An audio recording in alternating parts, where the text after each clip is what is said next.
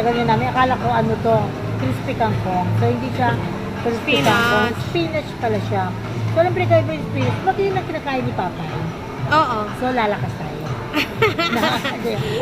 Mas masustansya. Pero parang kakong lang din. No? Yummy yan. Magkano yan? Magkano?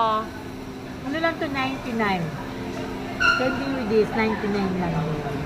Saan siya nabibili? Saan ka? Ito sa Sasig, G&G, Taiwan famous fried chicken dito sa Shangri-La. Food court, dito lang yung sa baba. Hanapin nyo lang.